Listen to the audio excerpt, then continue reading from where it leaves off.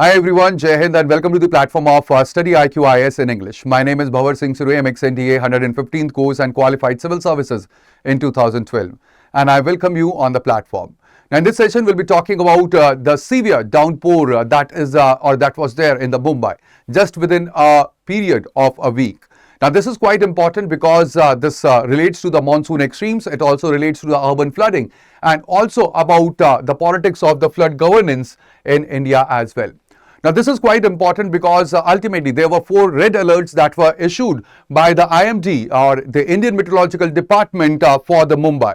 When it comes to the red alerts, so these are the highest of the severity category when it comes to the warning that is issued by the Indian Meteorological Department, and that was just between the period of July 2 to July 8 of 2026. So this is just a period of a week that we are talking about, or under a week, where there had been 80% of the Mumbai's normal July rainfall that actually occurred.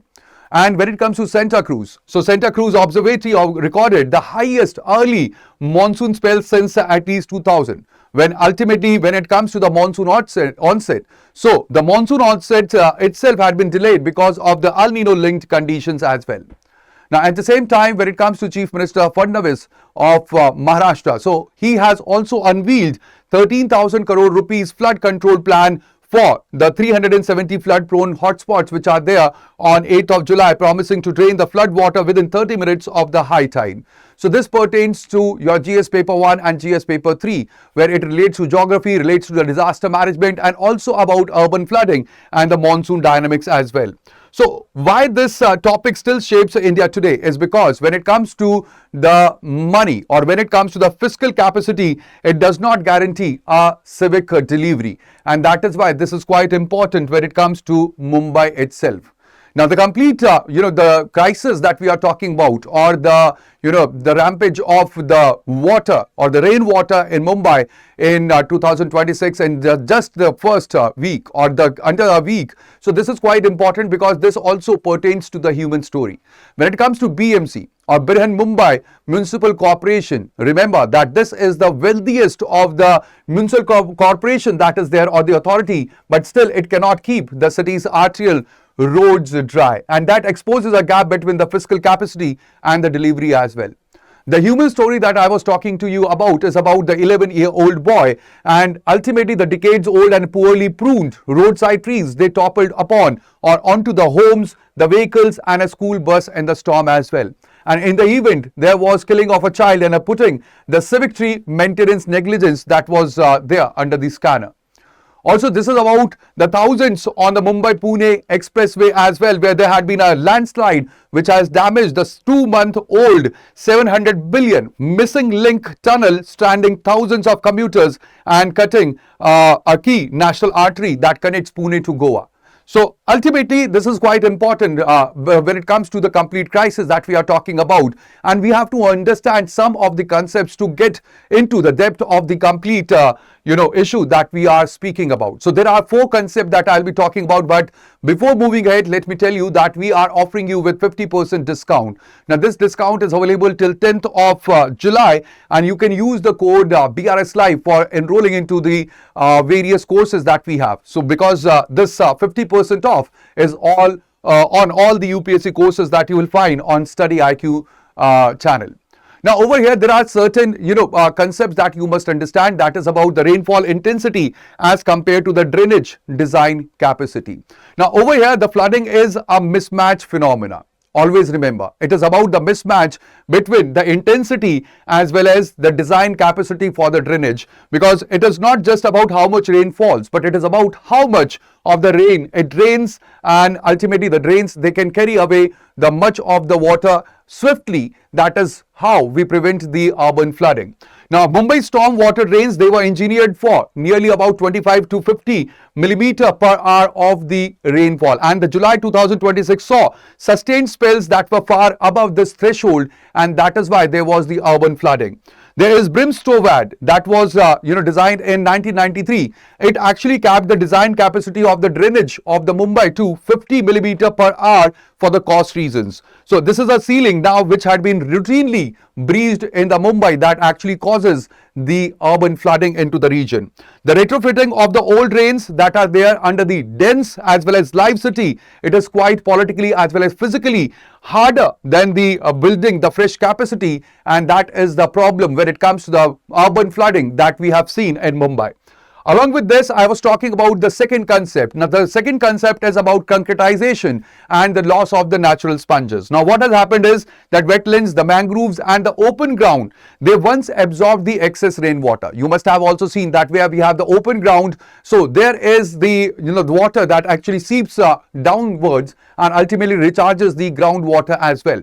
So ultimately now the concrete, they cover the forces, all of it into the surface runoff, and thereby we have the water that flows onto the surface level. Every hectare of the mangrove or the wetland that gets lost, it is very important because it converts the absorbable rainfall into the immediate fast moving runoff, and that creates the problem. The Mumbai have lost roughly 40% of its mangrove cover, very important, between 95 to 2005 to construction and reclamation itself, and the real estate linked growth model that actually treats the wetlands as the unused land, or it is treated as wasteland rather than the flood infrastructure. That is a major problem when it comes to the urban flooding also. Now the third concept is about the Miti river. Now when it comes to the river, it is a primary natural drainage channel that has been narrowed. The Miti river that we are talking about, it had been encroached and polluted, that have throttled its flood water carrying capacity as well. Over here, the river which had been choked by sewage, it had been choked by debris or the construction, backs up during the peak inflow, flooding and joining the low-lying wards or the areas which are there.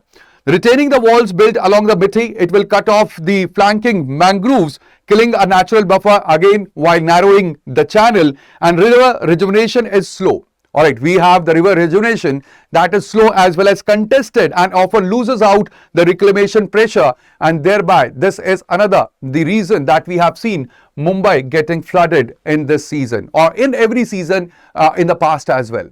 The fourth of the concept is quite important, and it is about the climate change and the El Nino variability. Now what has happened is that in El Nino, what happens is that there is warming sea, and this intensify the moisture laden weather system that actually produces the compressed and high intensity rainfall burst rather than the steady spread out monsoon that were there earlier. There is also an offshore trough, a westerly stream that is hitting the Konkan coast, and there is a Bay of Bengal circulation combined in July 2026 to concentrate a month's rainfall just in a few days in the Mumbai. And during the last El Nino year, that was in 2023, actually Mumbai recorded 1,771 millimeter in July alone. That is the highest ever for the month. So when it comes to El Nino, it may be, we talk about that there will be reduction of the monsoon or reduction of the rainfall for the complete India. But for the Mumbai, it says or it tells a different story altogether.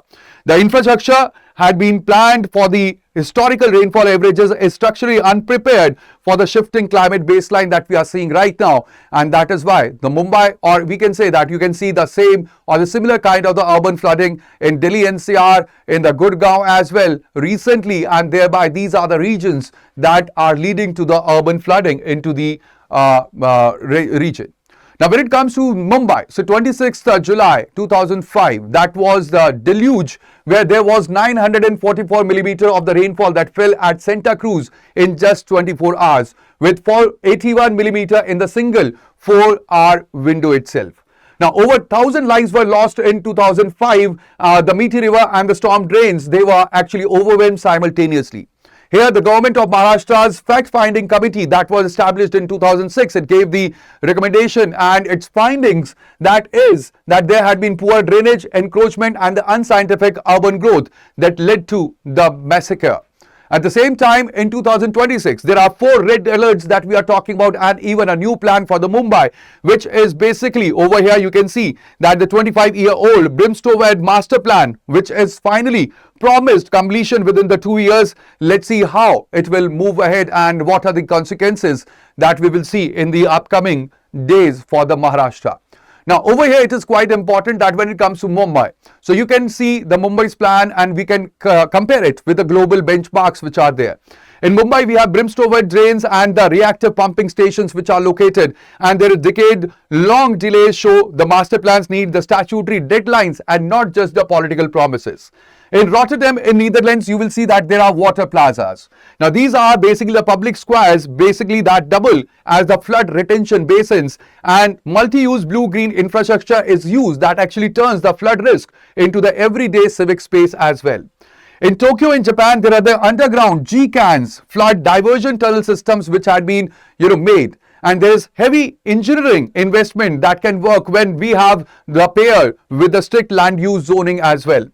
Then in Singapore, we have the ABC water program, that is active, beautiful and the clean waterway, where it actually integrates the drainage with the urban design and the biodiversity. It aids the long-term buy-in as well. So you can see that there are the three of the global benchmarks through which we can, adopt and we can implement the best practices into the Mumbai region, so that ultimately we do not have the similar kind of urban flooding phenomena into the future. So that would be all in today's session. I hope that this is clear to every one of you now, and ultimately you can enroll into the GS Foundation batch if you are preparing for 2027, for 2028 or 2029 as well. Now we have the English batch, that is resolution P2I, and we have the evening classes that have just started, in which you can get enrolled. Now, the complete resolution P2I batch, it is basically based upon the SMART model, where you get the structured classes, you get the mentorship, assessment, revision and the test as well. Now, you can use the code that is BRS Live, that will fetch you the maximum discount, which is only valid up to 10th of July. That is, you can use the code for gaining 50% off. So that would be all in this session. Thank you very much, guys, for joining me over here. I will see you in the next. So till then, please take care of yourself. Bye-bye. And also do not forget to like the session. Do share the session with your friends, and also subscribe to our channel if you have not subscribed it yet. Thank you. Bye-bye. Take care and Jai Hind. Thank you.